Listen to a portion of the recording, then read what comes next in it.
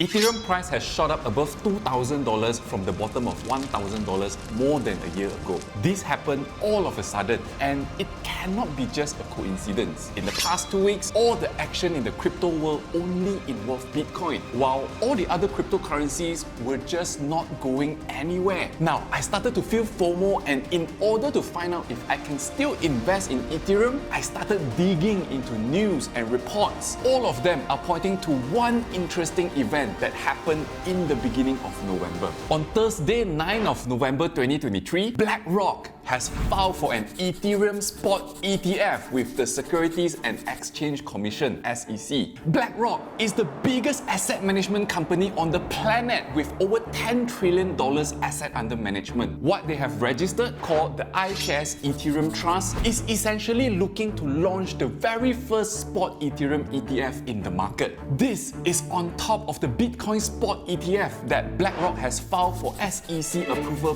back in June. Now, before you get too excited about it, nobody knows if this spot Ethereum ETF will ever get approved. But the theory is, if BlackRock is filing for an Ethereum spot ETF in addition to the Bitcoin one, they won't be wasting their time if they are not sure if they are going to get those applications approved. You see, in the past, BlackRock had 575 ETFs filed and approved, and only one that has been rejected. And the fact that they are filing for a second crypto spot ETF, it just shows the confidence they have in Bitcoin and Ethereum. If these ETFs get approved sometime in the future, it is important for you to be ready and understand what this means and how they work to pump crypto prices up. The Ethereum spot ETF that BlackRock is filing is called iShares Ethereum Trust. iShares is one of BlackRock's subsidiaries, just like how YouTube is one of Google's subsidiaries. So iShares has a huge product line of ETFs. An ETF is essentially a giant pool of money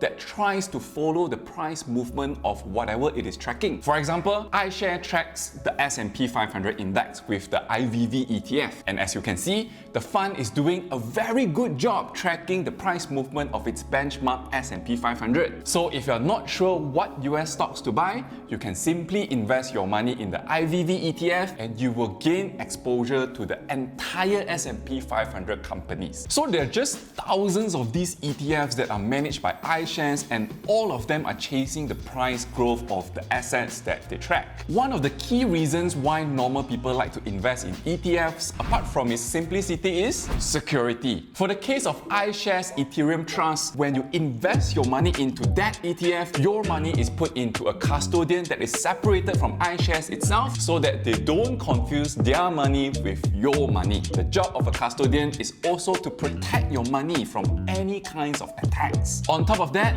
iShares is also putting a substantial portion of the Ethereum assets into a cold storage offline so that it minimizes further any potential of attacks. But there's one catch. If you buy into the iShares Ethereum Trust, you will not be able to convert them into Ethereum and then withdraw it. You can't do that, which makes sense because that's the entire point of an ETF. You give up your control in exchange for efficiency, protection, and simplicity. The other thing you need to understand about the Ethereum spot ETF, or any other ETF for that matter, is something called the net asset value. In simple terms, it just means how the ETF calculates the value of the asset. It means while the name of the Ethereum spot ETF gives the impression that the entire ETF is about holding Ethereum as the asset, the truth is the net asset value can come from other assets like cash. For example, if you bought $100 worth of iShares Ethereum Trust, you would think that you bought $100 worth of Ethereum, but that's not necessarily the case. The fund manager may think that Ethereum price is going to crash, and he or she may sell some percentage of the Ethereum portfolio ahead and keep more cash. So for those who think investing in crypto directly is too complicated, putting your money in such an ETF is like hiring a fund manager to do everything for you. With the new Ethereum spot ETF, potentially more people are going to start investing in Ethereum by buying the iShares.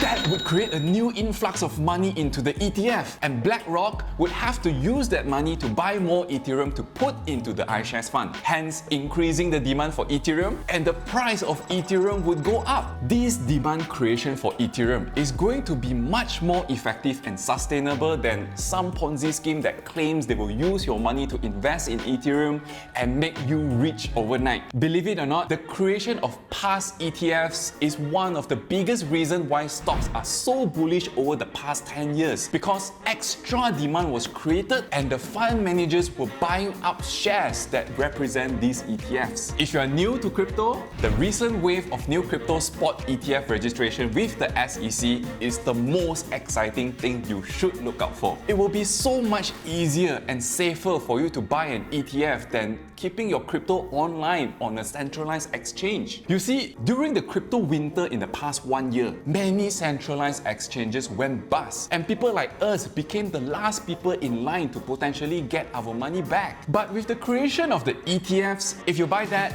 you will be protected from fraud and bankruptcy. I think a lot of people, including myself, are really excited about this movement in time because we were all anticipating new reasons for more people to adopt cryptocurrencies as a new asset of investment. Apart from new ETFs, there are just so many things happening with Bitcoin and Ethereum right now. Hopefully you got some value out of how to think about these ETFs, and I hope you will do well in your investment. See you in my next video.